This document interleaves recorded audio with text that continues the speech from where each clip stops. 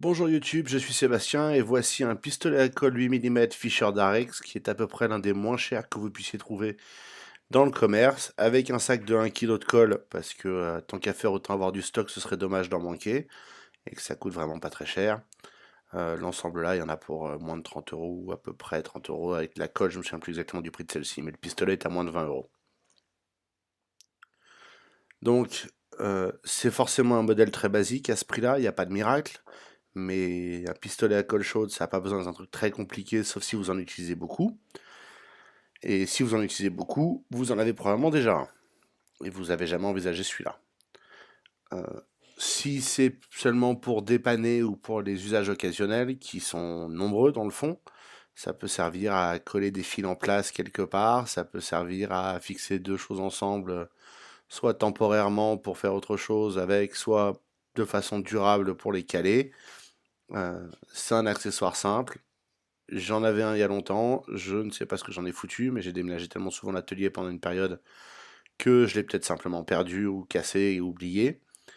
Donc voici celui-là. Je vais l'utiliser très prochainement puisque j'ai une raison pour l'avoir racheté. Il a son long cordon d'alimentation qui est plutôt pas mal. Il n'est pas parfait, mais enfin, vous n'allez probablement pas coller très loin d'une prise ou vous n'avez pas besoin de beaucoup de débattement de fil pour coller avec. Donc ça suffira. Le principal défaut que j'ai trouvé à ce pistolet, qui est extrêmement basique, c'est qu'il n'y a pas de lumière LED ou autre d'ailleurs pour nous dire quand il est en température ou simplement quand il est allumé. Donc il faudra faire attention à ce que vous faites, hein. Ça devient chaud sans prévenir et il faut surveiller à quel moment c'est suffisamment chaud. La colle s'insère par le trou derrière, ça semble logique, et la gâchette du pistolet permet de faire avancer la colle jusqu'au point où elle bute. Quand elle bute, c'est qu'elle est au fond dans la partie qui chauffe. Vous pouvez la ressortir. Évidemment, quand elle est chaude, si vous faites ça, vous allez en mettre un peu partout, mais une fois que c'est sec, c'est relativement facile à enlever si vous essayez de l'enlever. Donc c'est plutôt un outil facile à utiliser, sans conséquence. Il n'est pas très puissant, mais ça suffit pour ce qu'on a à en faire. Ce que je vous recommande, c'est quand vous avez de la colle dedans et que vous le mettez à chauffer, mettez quelque chose en dessous parce que une fois suffisamment chaud, la colle va commencer à fondre et vous risquez d'en foutre partout. Donc idéalement, il faut un carton, mais il serait sacrifié, ou une petite planche en bois que vous mettez sous la tête du pistolet, ce qui permettra de récupérer la colle et avec n'importe quel couteau de maçonnerie, vous pouvez l'enlever assez facilement. Comme vous pouvez le voir, en l'absence de LED, il faut attendre de savoir quand c'est chaud, c'est ça qui est agaçant. Et c'est son principal défaut à mes yeux, c'est que sinon c'est un pistolet à colle qui envoie de la colle quand on appuie sur la gâchette. Il n'y a vraiment rien d'autre à attendre du système. Mais savoir quand il est chaud, ce serait vachement bien. L'idéal serait une LED qui soit verte, orange ou rouge, ou orange et rouge, ou orange et verte, j'en sais rien, pour dire je chauffe, je suis chaud, j'ai besoin de réchauffer, je suis chaud. Ça nous permettrait d'avoir un peu plus de tranquillité et de pouvoir mieux gérer l'utilisation. C'est pas le cas, il faut faire sans, donc on attend qu'il chauffe. Et comme vous pouvez le voir, c'est pas facile de prendre une mesure de température sur la tête, mais ça c'est plutôt une bonne chose, ça évitera de trop se brûler avec.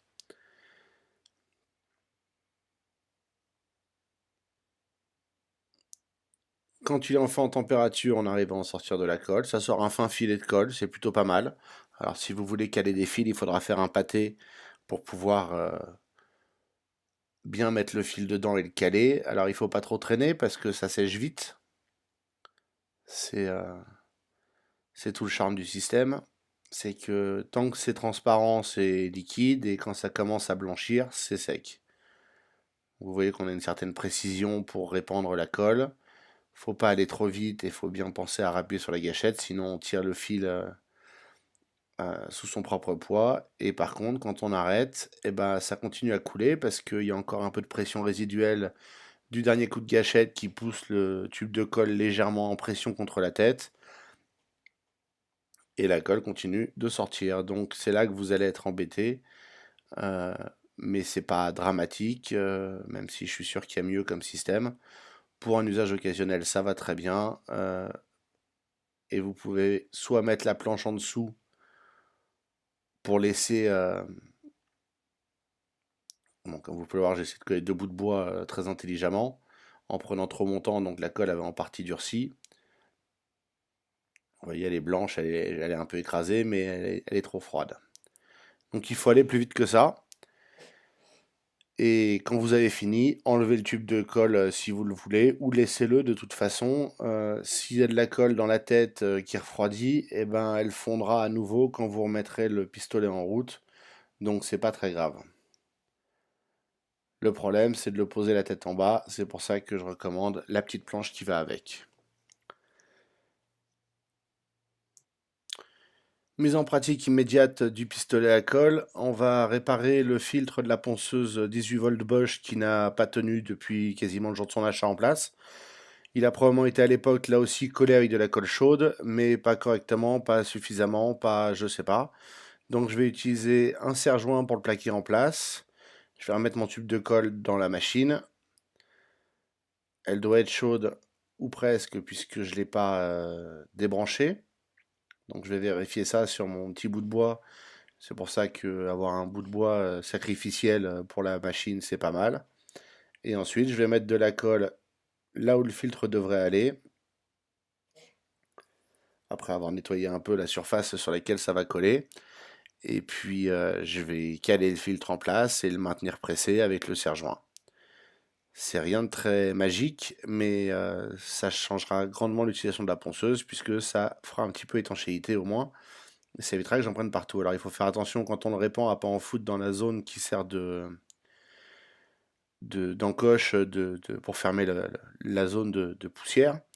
Mais dans le fond, même si j'en mettais là, c'est pas grave. Une fois que tout ça c'est sec, je peux facilement le couper avec une lame de cutter et venir à bout du système. Alors vous voyez, j'en mets abondamment. Résultat, j'arrive au bout du tube de colle, ce qui veut dire qu'il faut que j'en mette un deuxième derrière pour pousser le premier. Et que j'aurais mieux fait de le sortir en avance, ça aurait évité que j'ai de la colle qui soit en train de sécher pendant que j'en applique à nouveau ailleurs. Ça, c'était pas très intelligent, mais c'est pas grave, on apprend avec l'usage.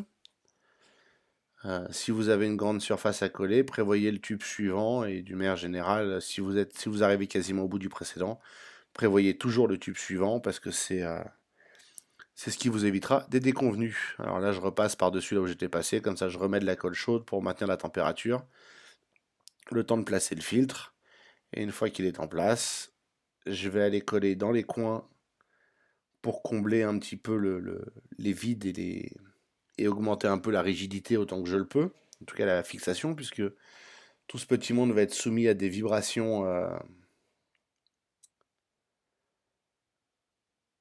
de la ponceuse quand elle poncera. Donc vous voyez que j'y vais abondamment parce que j'ai aucune raison de me priver. Plus j'en mettrai, mieux ça tiendra a priori. Plus ce sera calé et plus ça absorbera les vibrations. Vous voyez, je remets mon pistolet par-dessus mon petit bout de bois pour pas que ça m'en foute plein l'établi. Et avec mon serre-joint, je vais juste le presser en place pour pas qu'il se barre et laisser ça sécher. Et la beauté de la colle chaude, c'est que ce sera sec rapidement, ce qui réglera le problème. Si vous regardez le couvercle dans ce petit passage accéléré, vous verrez que la température est toujours pas facile à prendre dans ces recoins, mais surtout vous verrez la colle blanchir au fur et à mesure. Alors évidemment c'est accéléré 8 fois donc ça va vite, mais ça vous montre comment savoir quand elle est sèche par rapport à quand elle est encore liquide. Et c'est tout ce qu'il y a à savoir pour utiliser de la colle chaude. Je suis sûr qu'il y a des colles qui restent transparentes, je suis sûr qu'il y en a qui sont colorées même, mais ça c'est un autre sujet et je vous laisserai explorer ça par vous-même. Conclusion, voilà un outil pas cher, pratique, utile, qui peut servir dans un tas de situations et qu'il est toujours bon d'avoir dans l'atelier. À première nécessité, achetez-le et puis gardez-le pour les nécessités suivantes. Merci d'avoir suivi cette vidéo. Si elle vous a été utile, pensez à la liker et puis vous pouvez vous abonner pour en voir d'autres, soit de l'usage des outils, soit sur les outils. Et puis si vous avez des questions, les commentaires sont là pour ça.